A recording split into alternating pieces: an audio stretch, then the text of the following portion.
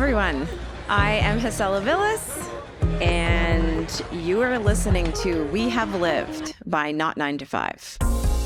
This will include the highs, the lows, and everything in between. We may talk about some difficult topics. We may cover mental health and substance use challenges.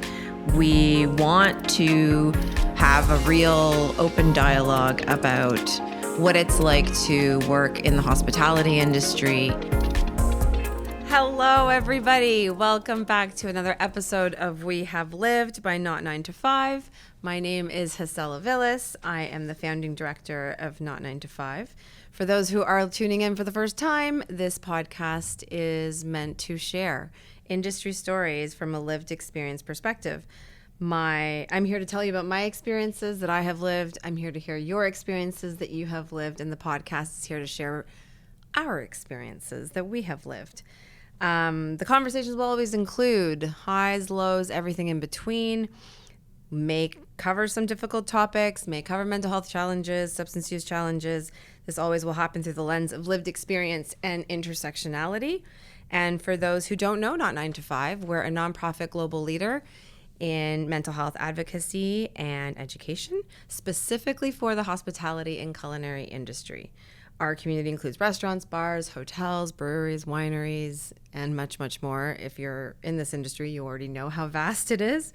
And we really wanted to create this podcast to try to move us in a different direction. Our industry has neglected workplace mental health for centuries, and over the last 5 years of running Not 9 to 5, it has become very apparent to me that the more awareness we create, the more education that's out there, the more stories we tell, that the more psychological safety we get and the safer people feel in their workplace. I'm really excited today. I have a guest who is our last interview in Toronto. This podcast is co-produced with Terms of Service Network, and we've been recording in Chicago, and now we've been recording in Toronto. This is our last Toronto interview. It's a very big deal. We're very excited. So, Jaby, I'm not going to read your bio to you because that's awkward, and who wants to listen to that? I love when people introduce themselves. So tell us, for those that don't know you, will you tell us a little bit about who you are? Sure thing. Thanks for having me. This is really nice. My name is Jaby Dayle, and I do wine stuff. I love that. Okay. Tell me about wine stuff, though, like more specifically. You have a sommelier background? I am a sommelier. It's pretty new. I've studied my bits off, pick a bit. I studied it off. And over the last 3 years, especially with the descent of COVID, I've focused my energies, and now I'm like management in a wine bar. Piccolo Cafe Vino, come see us, players. That's huge. Like when I talked to you last, you were in a different role. Mm-hmm. So tell me a little bit about this role. So this role was kind of scary for me, not going to lie. I love this. Tell me about scary. Yeah, well, as an anarchist, I have never, ever contemplated being management. It's kind of like repugnant to my soul. But luckily, I'm able to work for some really powerful femmes and women and queer folks who make me feel like I'm not a class traitor. We're actually trying to be that rising tide that brings up all ships. And so I'm able to share my nerdisms and love and desire to just experience beauty through wine. Not just get in Liddy City, which I do from time to time, not going to front, but the focus is to share education, to share knowledge, and to share, like wine is art, and I'm in a space where I can truly engage with that. It's a teeny tiny space, so I can really engage with customers. The staff wants to learn more. Management is very supportive, like upper management, like my boss's boss's boss. Mm-hmm. They're super supportive of me being the nerd I want to be and sharing this, it's a gift, it's a glory, it's a craft, it's art. Love wine. And so I'm in this space where I can actually engage with that. It's pretty tight. I mean, so full transparency, I've known Jaby for, I think, a year or two now? A year or two, yeah. Yeah, a year or two. And I remember coming in, I think it was Grape Witches. And you did serve us, and I did learn so much about wine from you. And it was like 5 minutes. Like, it wasn't even a long time. I think you have an amazing gift, speaking of gifts, I think you have an amazing gift at talking about wine in an unpretentious, accessible way. I think a lot of times wine gets a really bad rep. And also, as we were talking earlier, as Justin and I at lunch were talking about, by design, also very white space. Yeah. So how's that been for you? Shitty. I'm not gonna lie to you. Fuck yeah, it's shitty. I have been, again, really fortunate, like getting the initial wine scholarship through Grape Witches, being able to work with some like really knowledgeable people who are Black, Christina Vera coming through, Lorraine Kodimak coming through, working with a lot of my queer folks as well who were willing to like share information and really sit down with me and be like, let's talk about wine. That the world is what the world is, and the world is pretty, again, shitty. When I first began my wine study, I did find that in addition to like some of the fearfulness I felt around becoming management, I felt that same tightness in my chest when I was going towards the idea of studying wine, because again, I'm a little radical, and it's like, is this for me? Yeah. I was actually talking to my new girlfriend, Marissa, and she mentioned the fact I want to meet her parents soon. So I was like, oh, I'll bring them a bottle of wine. What kind of wine they drink? And she said red. I'm like, can I get a little bit more information? But then we're talking again today, and I was like, you know what, you're right. Because if you ask me what type of wine my mom drinks, like JD drinks red. My sister Tia drinks white. Good point. Right? So moving into these spaces that I don't have this like cultural background in, and again, not seeing many people who look like me, Black, queer, fabulous dressers, you're like, where are... like, what am I even doing in these spaces? So I really appreciate what you said about your experience of my giving you service. I often say to myself, I'm not a servant, I'm a server, I'm a guide on experience. And to know that even after all these years, you can still look back on that 5 minutes and feel this goodness in your heart. Right. It kind of like, it makes me feel great about the spaces we are carving out. And we're not just, putting on the white face and going in and trying to assimilate. We're creating our own spaces in this community and creating our own communities. And our industry needs more of that. And our yeah. industry needs more leaders that understand that. And so as much as your whole like resistance to management, also I understand that. I actually think it's absolutely what this industry needs is people that are willing to start to create new spaces, reimagine the industry in practice though, right? Not just in an ideological idea way, but actually be practicing it every day. Is not easy, but it's so needed. And it will help to move different folks closer to wine, where I think, like we were saying, by design, we've been kept out for a long time. My parents are the same. They don't know that much about wine. It's white or red. Or in Spanish, we'd say blanco tinto, it's, exactly. They don't know too much beyond that, even though we're from Chile. Like Chilean wines are well renowned. The age of those vines? Get out of here, France. Go take several seats. But the thing is that there's not the education piece, and it's always made to make you feel dumb, and I fucking hate that. Anyways, okay, rant over. Wait, can I say one more thing about being Yes, made please. to feel dumb? Yes. So I went to all these courses, right? I didn't pay a run red set though. It's hard to be Black, but it's great to be Black. I got a lot of scholarships. So I went to all these courses, and so often you're in these tastings and they're talking about, I didn't know what a bramble was. What the fuck is a bramble? Sorry, I hope I can curse, because what the fuck is a bramble? Of course you can, because it's who we are. Some people ask me, like, can we swear on this? Of course we can, because this is how we normally speak, and I don't want you to filter and censor yourself. So no, go. But that was like, there's a couple terms, and luckily for years I had been in the kitchen, so there was a lot of these terminologies I understood, because I know what a chanterelle is. I've worked with or what have you, but a bramble, I had no idea what that was. Like the so tell us, you have to tell us now. What the fuck is a bramble? It's like the whole bush, the berry, the leaves, the stem, everything, and that combination of flavor and experience is something you can describe as a wine note. But where I'm from, that's called the bush. That was called nothing. There was no bushes. There was a street. Growing up in cities. I'm just saying. Oh man. Okay. Yeah. So validating to my wine experience. Okay. So I'm curious. You've mentioned some things that are uncomfortable about being now in a supervisor management role, but what are a few favorite aspects of your career these days? Teaching. Ooh. I just like sharing information. Yeah. It's not like in a structured sense in a school, but because I'm in a leadership role, I can more proactively be like, hey, let's do a little wine tasting, staff. Let's like sip this on and talk through it. And it's not only, and I'm fairly new to the position too. So I'm still learning a lot about the bottles. And I feel like that kind of helps the staff trust me so we can learn together. Again, it's not this top-down notion. I really believe in non-hierarchical structures. And so even though, yes, on paper, I'm your leader and I respect, like please, like, chill, kid. Like, I'm going to show you where to go. I'm going to show you how to do it.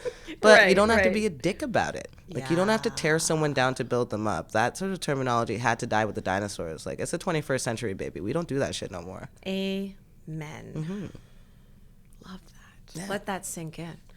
I couldn't agree more. I am a huge fan of distributed leadership and flattened organizational structures. So this is very much my language. There's not enough of that either in the hospitality industry. For the most part, we're still haunted by the brigade system and the hierarchical, yes, chef mentality that ends up with abusive and toxic work environments for the most part. So anyways, moving on to other significant changes we'd love to see in the industry. If you had the power, if I gave you all the power right now, Jaby, and you could just enact, like just enable one immediate change, what would it be? Respect. I want respect from clients. Yes, from the guests. It's hard. It's hard. Like within at least the spaces I roll through, it's a lot less of that, oui, chef, yes, chef, blah, blah, blah, blah, blah. And luckily I studied hard enough to be able to dictate where I'm going to go. Like, I will just leave. I've been hungry before, and if I have to be hungry again, I'm not going to sit here and have you trample my soul. Like, you're not trampling my soul. I would literally rather starve. So now I'm in places where I don't have to think about that kind of stuff. Just chill, it's easy. But you still have to deal with guest experiences, and especially being not some white dude in wine spaces. You know how many times people look at me like I'm stupid? Or they'll be like, oh, I tried to buy some wine. I'm like, yeah, go on. And they're like, oh, I just need to talk to the sommelier. And it's like, you know, when you do that thing where you spin in a circle and you're like, that's fucking amazing. Right? It's like, well, go on. Yeah. Going down a fake staircase and shit. But yeah, it feels bad. And I don't like it. And even beyond the idea of being a somm, if you're just like doing a server shift, or I see how they'll treat certain people, or even someone who they believe, like, don't treat anyone with disrespect. This is a job. Like, I wouldn't walk into Science House. Sorry, I'm not a they, them in STEM. But I wouldn't walk into Science House and like talk down to Lab Coat, because I don't know what the hell your job is. I wouldn't walk past an ambulance technician. I wouldn't walk by someone who's picking a grape or tilling the soil or doing anything that I personally don't know how to do. And even if I do know how to do it, I can learn something from everybody, right? So why would you treat someone who's doing something that is a skilled craft? Like, it ain't easy to serve. I'll tell you, though, that comes from a very real place. So even our government, whether you're in Chicago or Toronto, across North America, a lot of the culinary and frontline service professional jobs are still considered unskilled. Yeah.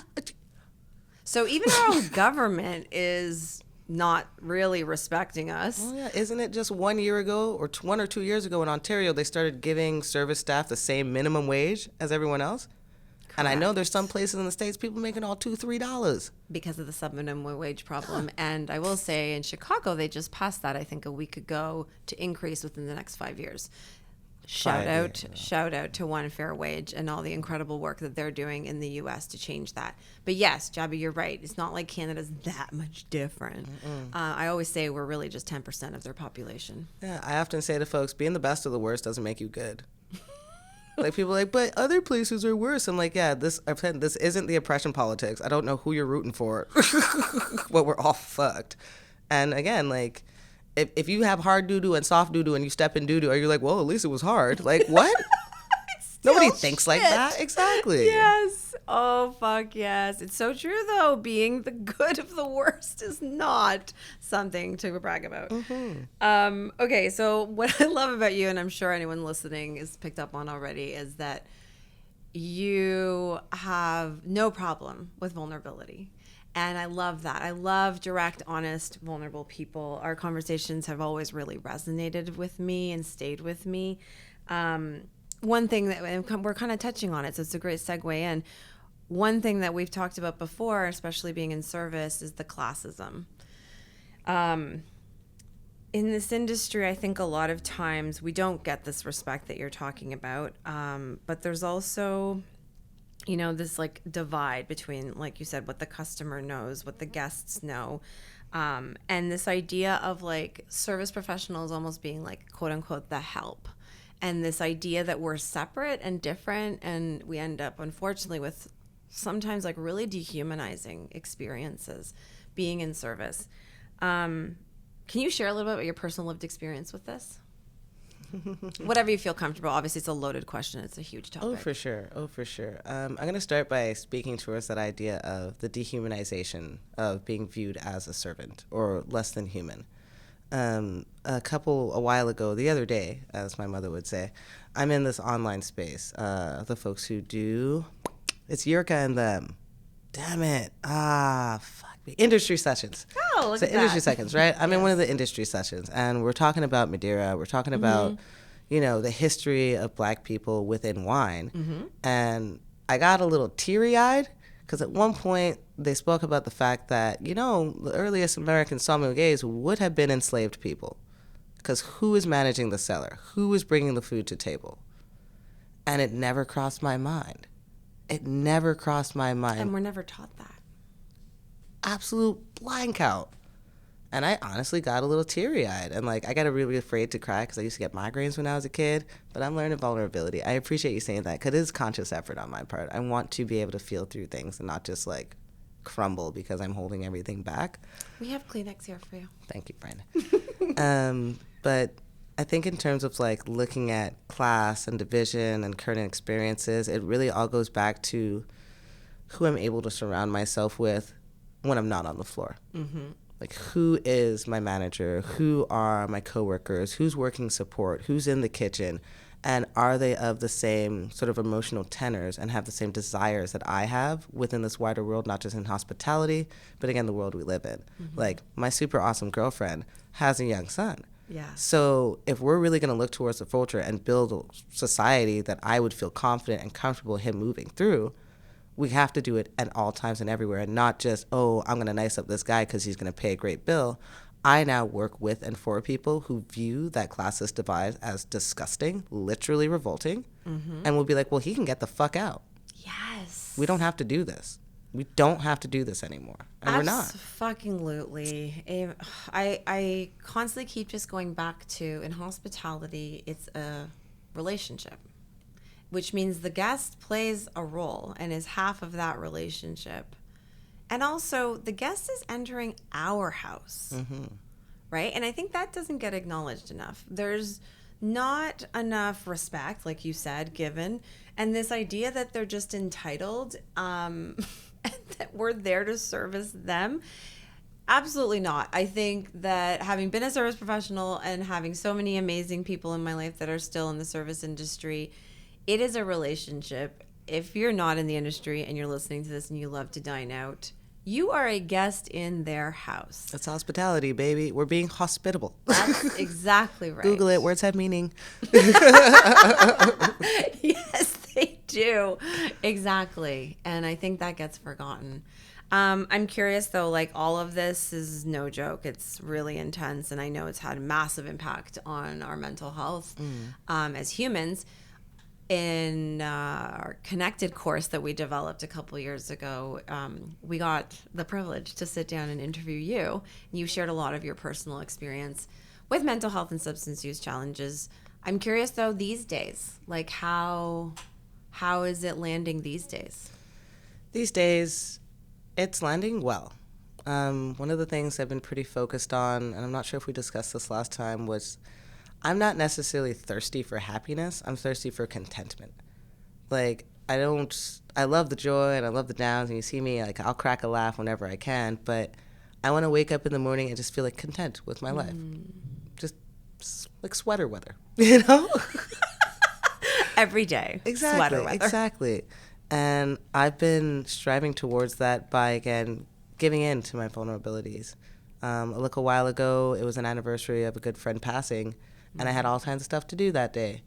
But I talked to a good friend of mine. I was like, I don't think I can do any of the things. Can we curl up and I'll watch you play The Sims and I'll watch horror movies and we just do that? And they're like, yes. And we did. And their partner came home and was like, y'all are on the curl up? I'm like, yeah, I got the sads. And they're like, cool, I'm going to go get some Momo. And then we ate dumplings. and watched horror movies. And then I went to bed. And the next day, I was able to stand again. And even in that deep sorrow, I found contentment. And that's kind of where it's at for me, to be able to feel everything and not just, again, revert back to how I would engage in the past, where it's like, well, that's a bad feeling. Absolutely not. I need to not feel this. And I haven't been doing that. And it feels so good. And I will always be an addict in my heart, because that's what protects my neck. It's not for everybody. Everyone's going to find their way to grow. Everybody has their role to play in the revolution.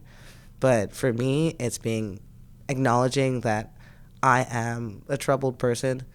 I am mending, but I am not mended. And I probably won't feel whole again until the day I die. But you know what? It's not going to be today, and it's not going to be tomorrow, and it's not going to be by my hand at this moment in time. Thank you for that reminder and for sharing that. That really resonates with me. I think grief is hard to talk about. Grief is such a complicated experience, and I really love what you just said, because it's not like there's some magical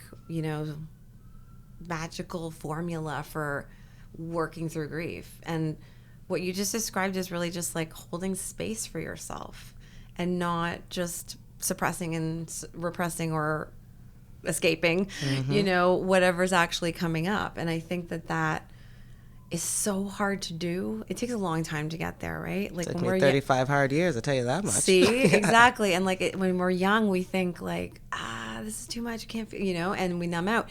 And I love this idea of just doing what your body's asking you to do, instead of you demanding your body do something that it does. You know what I mean? Like, and listen, I know that sometimes we can't always do that, but when we can, and if we do, like, just, yeah, if that's what that day called for, then that's beautiful.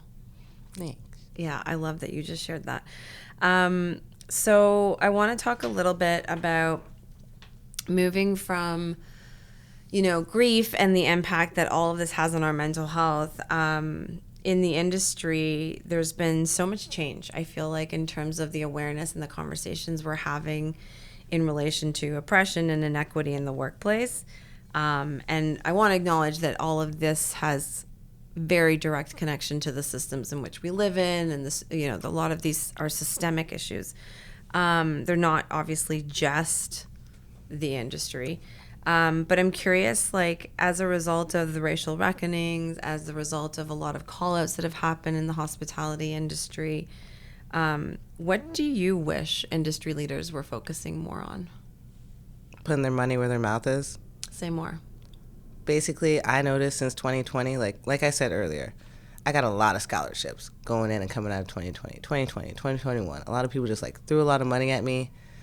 But I've noticed as we move into 2023 and we're about to approach 2024, a lot of those people who put that big talk on, if I go to their restaurant and I look at the floor staff, it's the same hue, or rather hue less, that I was seeing in 2019. So it seems that even though a lot of people, they had their name in the print, they came out, they're like, we'll fund this, we'll fund that, blah, blah, blah, blah.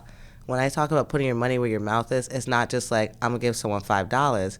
It's like, well, let's talk about universal basic income, right? And that's not to say don't give someone $5 on the road, because yes, I will take your money. Send money to Jaby. You can DM me. I will take your money for sure.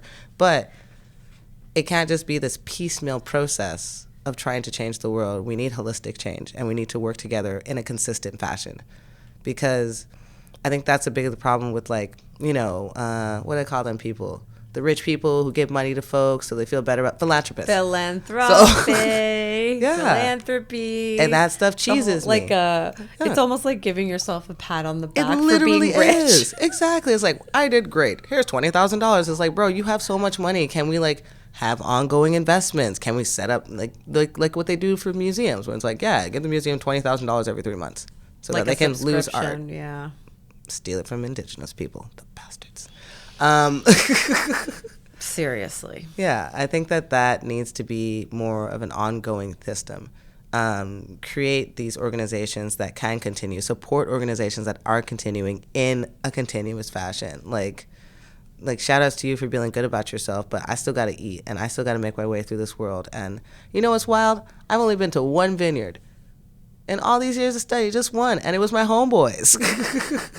You know, so like, where are the people then who talk about, oh, we need diversity of this? You look at these wine trips. Look at the pictures of the people going on these wine trips. You're right. And yeah, some of them are rad folks and great, but it's just a bag of white people.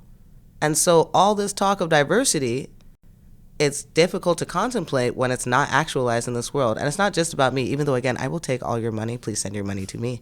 It's not just about me. It's about the fact that there's a lot of young service industry workers who are coming up. Mm-hmm. With Cocoa V, we've had a dearth of people who were in that point where they weren't upper management and they weren't just getting started, who were like, absolutely not, I'm done with this.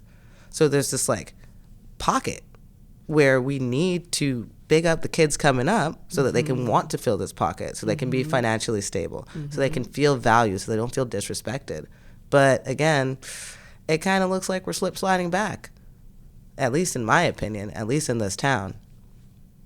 I so appreciate that. I think that needs to be called out. I think that's a really important point to make. And you're right. It's not like this is groundbreaking news. You know, like maybe it doesn't get acknowledged enough, but you're right. I mean, the first vineyard I went to, I think I was 21 years old, and I only went as a result of the restaurant I worked at used to take us to visit farms, to visit wineries and that kind of thing. But you're absolutely right. Nobody that worked at that vineyard was a person of color, obviously, except for the migrant workers that were brought in seasonally to do that harvesting. And a lot of the vineyards I've visited since, definitely there's no representation. There's little to no diversity or equity. And yeah, it's not a very inclusive space. As we mentioned earlier, oftentimes wine spaces can feel really intimidating and almost like, you know, there's this lack of sense of belonging. Oh yeah. I mean, I have quite a bit of swagger to me. Get it from my mama. Shout outs to JD. All positive vibes. But yes, it's still like you feel it in your soul. You feel that tightness in your chest. And yeah, sometimes you can be brave. And, you know, bravery is not the absence of fear. It's just finding a way through it. Yes. But I don't want to always have to be brave. I'm tired. I'm so tired. So tired. So tired. Seriously, that's so real. And it's not going to change with just, even if we weren't tired, which we definitely are, but even if we weren't, it's not going to change. Like, it's not just our work to do, to, you know, break down the door and be like, let us in. It literally isn't our job. I didn't put the door up. You have a key. Why am I breaking down this door? Exactly. Exactly. There needs to be much more welcoming and a lot of work to acknowledge the way it's been. You know, I find that I agree with you. I think most restaurants, not just in Toronto, I would say globally, because I talk to a lot of people around the world through Not 9 to 5. It's like one of my most favorite parts of the job is having partners, you know, in Australia, in Denmark, in Argentina, in the US, and here in Toronto. It's a different version of the same story everywhere. So there's a lack of acknowledgement, though, like a really, really, very real lack of acknowledgement for the way it's been. There's a lot of people that just want to turn the page and keep moving forward, right? And just be like, look what we're doing now. We're moving forward. And it's like, yes, and can we acknowledge all the harm that's been caused for all of the decades that we've been in Decades, centuries. I remember the first time I heard about Madeira. I was like, really? That wine is delicious, but it makes me so sad. It's wild. Tell for someone who doesn't know. Oh, snap. My bad. So the wine Madeira, originally it was kind of like aged in ships that spent a long time on the sea, rolling through very hot weather, doing other things with human beings.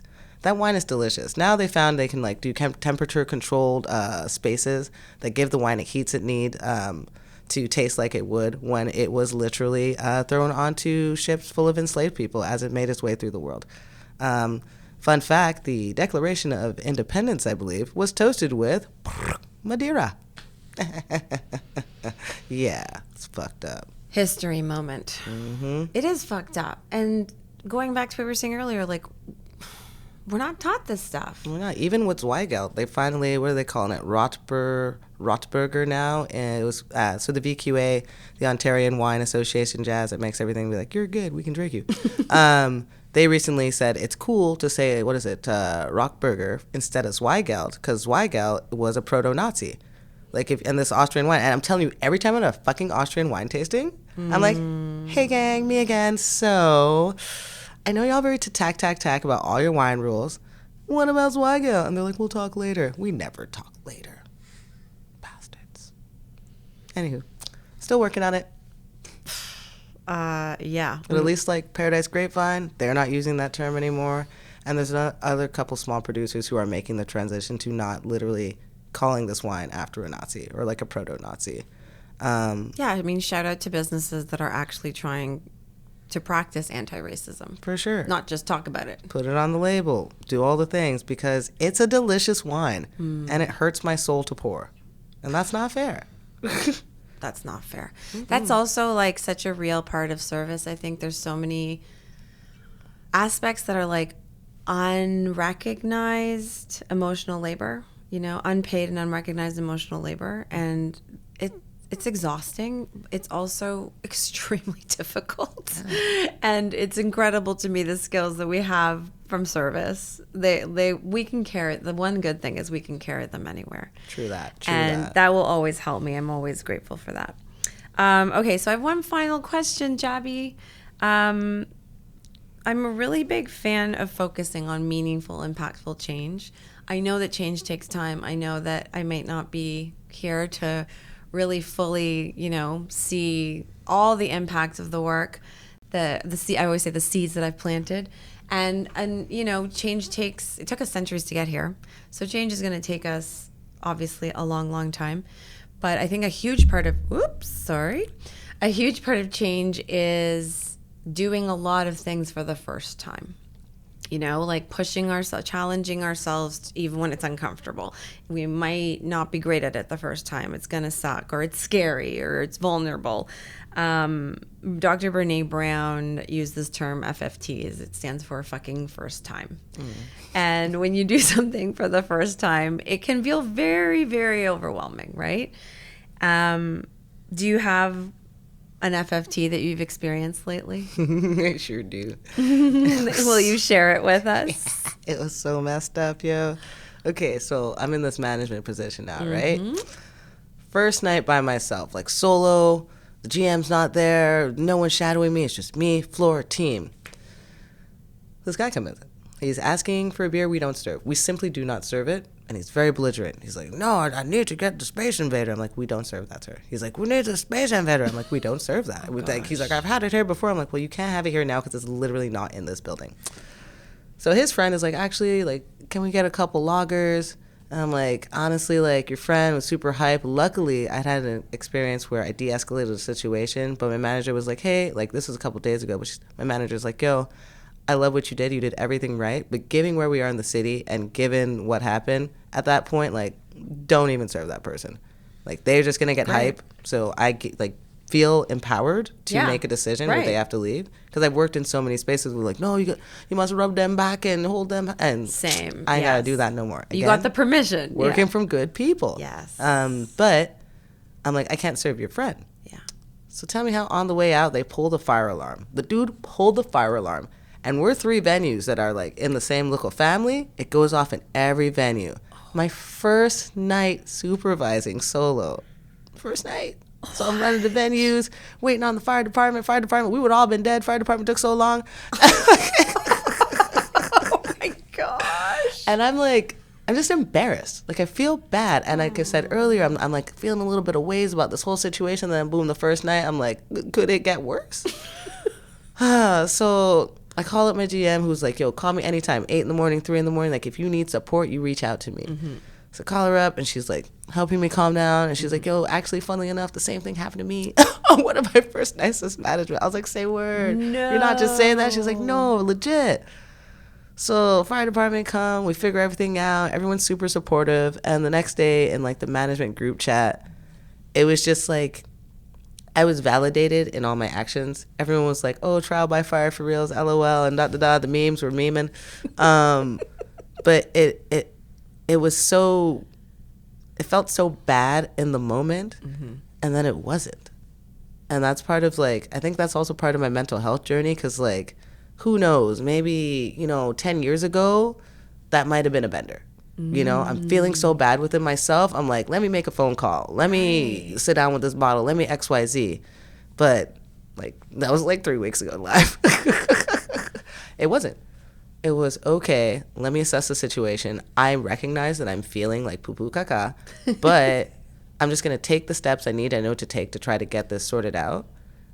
And then I'm going to message my girlfriend and be like, I'm so sad, I need a hug. And then I'm going to go the ass home. And I'm going to wake up the next day and do what I have to do to get through this day again. So yeah, that was that was fucking first time for real. It was wild. That came was true. That was a real FFT. That's Weird Al Yankovic looking motherfucker. If I see you again. But that's mad growth, what you're describing. And I love those moments when I can be like, oh, if this had happened 10 years ago, yeah, it's a wrap. It would have been this choice. But now I'm like, look at me making adult decisions. See, that's when you pat yourself on the back. Right? Yeah. I'm like, I'm not harming myself. This is growth. But I love that. I mean, I hate that happened to you, but I do love that story. And I think that, yeah, fucking first times, they're uncomfortable, they suck, they're awkward, but we always learn something from them, and everyone has them. Yeah. Like everyone I've interviewed, it has not been hard for anyone to name an FFT. Everyone's like, oh yeah, like yesterday. Like, pick one. They're like, I only have to tell you one? I have so many. But that is so inspiring to me that a lot of us are still challenged with all of these new firsts. You know, a lot of times we think when we're younger, like, oh, when I'm older, I'm going to know everything. We don't know. I'm still learning every day. Oh, yeah. You know, so it's very validating. All of these stories have made me feel better, too. I'm like, okay, phew. It ain't just me. But anyways, Jaby, I wish I could talk to you for like 5 more hours. I know, but I do have a meeting. I love you all so much. I know, Jaby's got to run. Thank you for being here. Thanks for having me. But like, for realsies, though. Like, I woke up today and I was like, whew, today's going to be hard. But honestly, that's a little food for my soul right here. I appreciate you. I appreciate you so much. And I always learn something from you. And I know that everyone that's listened has too. Yeah, I just like to say, if you have to ask someone to leave through intoxication, walk them out. Just walk them out and make sure they don't pull a fire alarm. Yeah. Lesson learned. Thanks for that last tidbit. Lesson learned. Well, thank you everyone for listening. And this has been another episode of We Have Lived by Not 9 to 5. Our last episode in Toronto. Our next episode will be back in Chicago. Thanks everyone. Bye.